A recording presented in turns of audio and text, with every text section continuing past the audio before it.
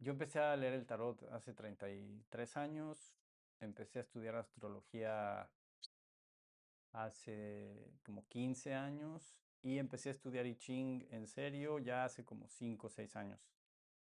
Todas las mancias, sin importar cuál, son eh, maneras de ver la misma realidad no física, la misma realidad sutil. Y desde adolescente yo sabía, porque estudié con mi maestro que estudió el fenómeno del psiquismo muy a detalle, que depende mucho de la persona, del psíquico o la psíquica o la persona que esté mirando, depende de lo que se va a encontrar. Dos o tres personas psíquicas pueden ver el mismo fenómeno energético y lo van a ver diferente, pero eso no quiere decir que lo que están viendo no sea real, simplemente que su filtro de realidad va a afectar lo que están mirando porque no es físico. Entonces, de alguna manera, yo entendí que las distintas mancias que han surgido a lo largo de la historia y de la geografía en el mundo, están hablando de lo mismo. Al final, están hablando de la misma realidad no visible, de la misma realidad no física. Y no importa tanto si uso varitas, palitos chinos, o si uso monedas, o si uso un código binario en una aplicación en el teléfono, o si uso cartas, o qué, o ángulos y posiciones planetarias, siempre y cuando yo pueda darle a cada uno de esos sistemas un lenguaje simbólico y mantener ese lenguaje simbólico constante, voy a empezar a recibir mensajes totalmente aleatorios, pero yo les puedo otorgar un significado, si lo decido, ¿sí? Por eso podemos decir que las mancias son superstición, sí, sí son superstición, absolutamente. Pero si yo elijo que esa superstición tenga significado y tenga sentido, y le doy rigor a lo que estoy leyendo, si siempre que me sale una carta de bastos, lo interpreto como el elemento fuego, y siempre que me sale una carta de copas, la interpreto como el elemento agua, o siempre que sale una línea rota en el I Ching, lo interpreto como una línea yin, o si siempre que aparece un ángulo de 90 grados lo veo como una cuadratura. O sea, si mantengo rigor en lo que estoy haciendo, voy a tener un cierto protocolo que no lo puedo alterar, no lo puedo modificar, no lo puedo cambiar. Los planetas están en donde están, no lo puedo cambiar y significan lo que significan, aunque yo quiera darle otro significado. Eso me da una limitación, pero me obliga a interpretar la información siguiendo ciertos parámetros. Hasta aquí no hay psiquismo, hasta aquí no hay ningún tipo de magia, digamos. Simplemente hay una convención cognitiva en donde yo le doy a ciertos símbolos, le adjudico significados, ¿ok? Ahora, si yo decido pensar que la luna que acá está casi nueva no significa nada, tengo todo el derecho de pensar eso y no voy a recibir ningún mensaje, ningún significado de ahí. Pero si yo elijo pensar que la luna nueva simboliza nuevos comienzos, que la luna nueva simboliza un espacio de mayor vacío, de mayor oscuridad, de mayor recogimiento interno, y actúo de acuerdo a ese significado, voy a lograr en mi día a día tener una dirección hacia dónde encaminar mis emociones, mis pensamientos, mis ideas, mis acciones, que me va a hacer a mí de beneficio. Porque nunca me voy a dar un consejo malo, nunca me voy a dar un consejo de gástate todo tu dinero, porque estamos en Mercurio retrógrado, ¿sí? O no pongas límites porque te salió el hexagrama de la sonrisa. O trata mal a tu familia porque te salió la carta del colgado. ¿Sí? O sea, nunca me voy a dar un mal consejo. Entonces, independientemente de si las mancias tienen magia inherentemente o no, tienen magia inherentemente o no, que es un debate sin fin, lo que sí podemos deducir es que siempre que alguien está utilizando un oráculo, va a tratar de darle consejos a la otra persona que sean para su beneficio, que lo ayuden a mejorar.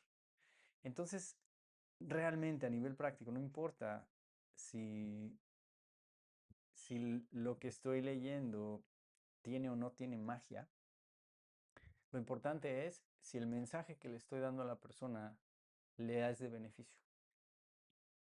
Y ya, ¿sí me entiendes? Ya no importa.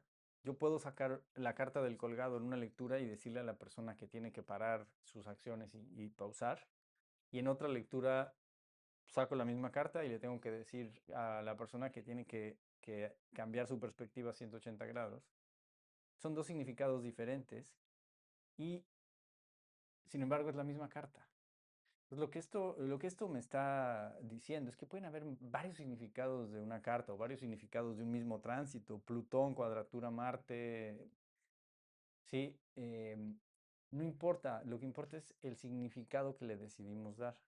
Y algo muy, muy, muy interesante que uno va detectando conforme va leyendo, utilizando una mancia, las runas, el tarot, el I Ching, la astrología, continuamente y constantemente, es que el tipo de respuestas que brotan en el momento de una consulta se vuelven totalmente exactas, directas, profundas.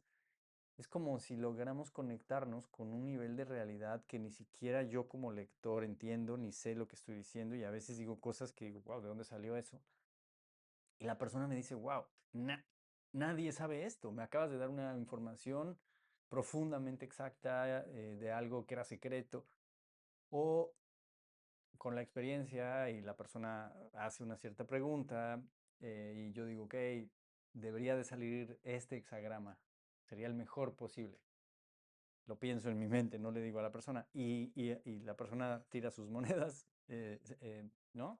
6 veces, 3 monedas, súper aleatorio, y sale ese hexagrama, ¿sí entiendes? Entonces empiezan a ver cada vez más y más y más momentos de profunda sincronicidad, de profunda magia, de profundo misterio, que dices, wow, algo más está pasando aquí, no puede ser solamente coincidencia, no puede ser solamente aleatorio, ¿no? No, algo más profundo se está manifestando, se está expresando, está sucediendo.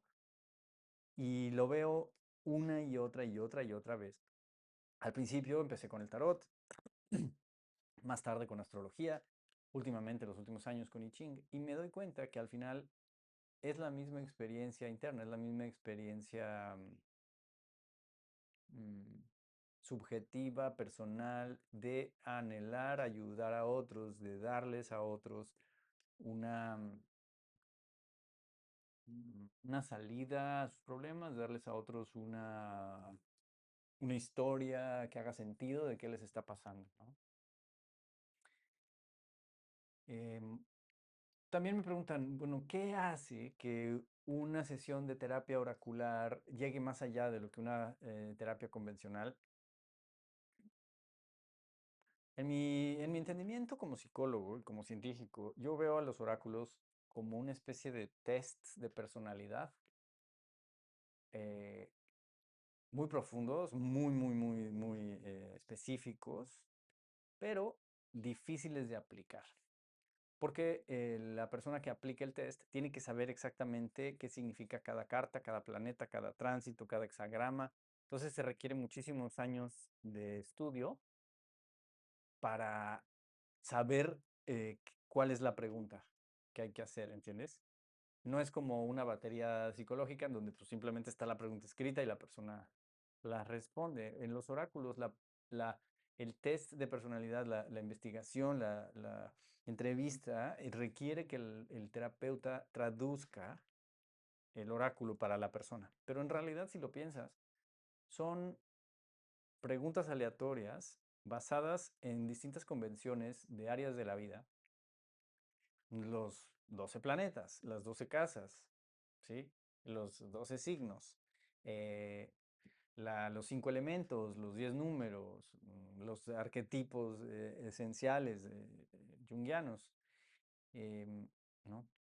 un código binario hablando de I Ching, un código binario que tiene 64 posibilidades de expresión, que hablan de todos los procesos por los que puede pasar la experiencia humana. Al final, los oráculos simplemente son un lenguaje que tiene una convención muy clara, muy específica, muy compleja, pero por compleja no necesariamente complicada, sino hermosa, que te ayudan a mirar la experiencia humana. Una sesión de psicoterapia bien llevada por un psicoterapeuta bien entrenado y conectado y siendo impecable es perfecta.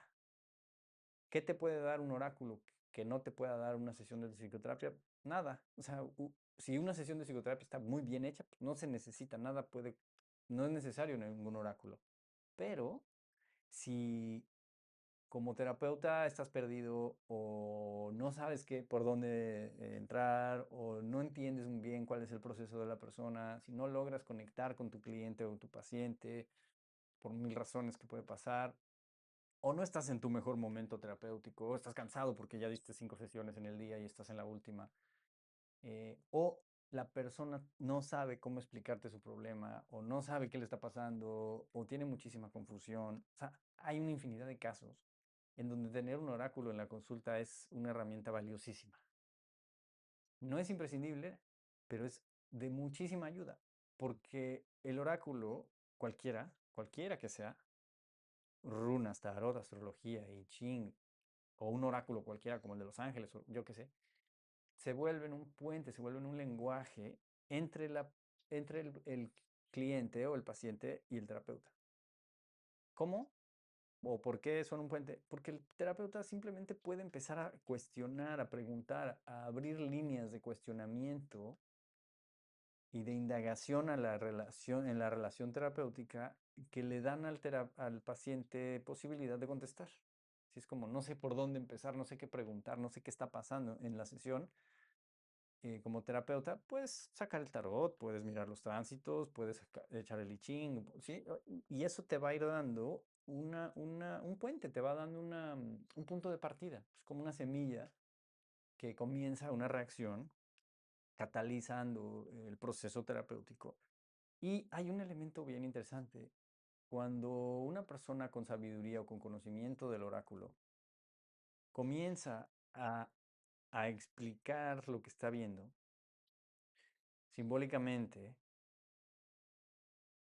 el paciente o el cliente van a reaccionar positivamente a esa explicación, porque simbólicamente tienen el mismo entendimiento. Inconscientemente, a nivel colectivo, el, el símbolo del sol y el símbolo de la luna son universales. Todos tenemos el mismo entendimiento de ese símbolo, aunque lo sepamos o no, aunque esté en nuestro inconsciente o no.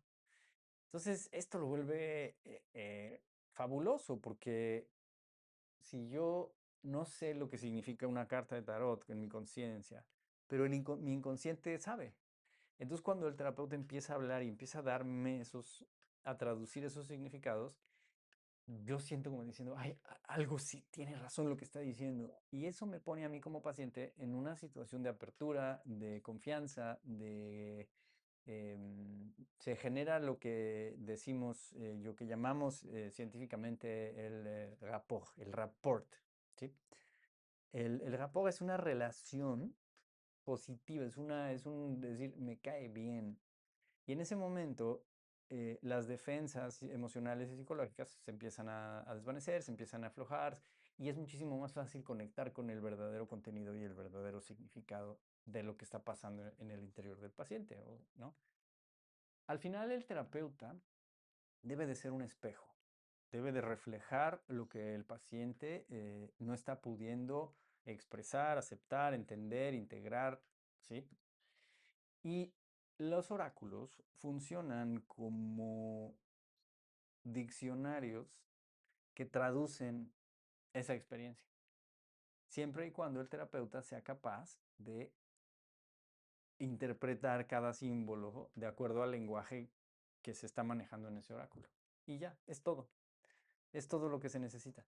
Conforme esto sucede más y más y más, lo que empieza a filtrarse, a meterse en las lecturas, ya es algo inexplicable, ya es intuición, ya es psiquismo, ya es magia, son sincronicidades profundas, em, que ya a ese nivel ya no se pueden explicar desde un lente científico, empírico, racional, porque pasan cosas mágicas, maravillosas, que dices, no, no puede ser, es demasiado la coincidencia, ¿no?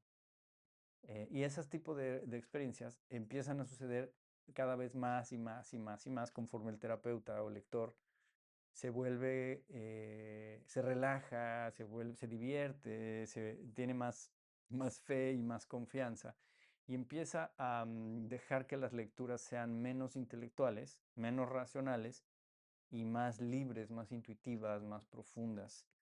Entonces, en ese momento, el oráculo deja de ser una limitación y se convierte simplemente como en una puerta de comunicación en donde sí que surge o brota o aparece algo más allá del terapeuta, más allá del paciente. Podríamos llamarlo sabiduría perenne, podríamos llamarlo el ser interno, podríamos llamarlo sabiduría búdica, naturaleza iluminada, ese tipo de cosas. Y a mí me parece fundamental.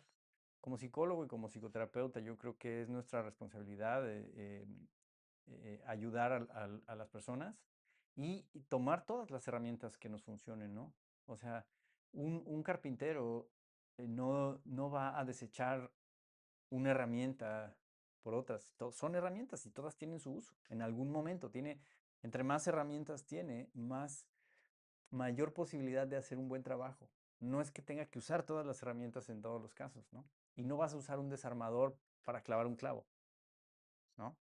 Entonces, si tú tienes muchas herramientas en tu consulta, en tu clínica, pues no necesariamente le vas a leer el tarot o no necesariamente le vas a leer el I Ching a la persona. A lo mejor con una entrevista clínica es suficiente. Tal vez una persona necesita que lo ayudes a hacer un cambio de creencia limitante que se puede hacer dialogando y ya. Pero puede llegar otra persona con opresión en espiritual o un caso de posesión demoníaca y bueno, hay que usar las herramientas apropiadas en ese caso, ¿no? Entonces, es como todo, la psicología es un arte y es una ciencia, pero es un arte ante todo. Entonces, pues ahí sí depende cuál sea tu preferencia como paciente, como cliente, al tipo de psicólogo al que te vas a acercar. Si la psicología espiritual es algo que te da rechazo, pues no agende sesión conmigo. Es como, busca un psicólogo que sea mucho más científico y objetivo y racional y que haga mejor clic contigo. Pero si te gusta la idea de la magia y lo esotérico y lo espiritual y sientes que la ciencia puede convivir, coexistir con eso, definitivamente soy un buen terapeuta para ti.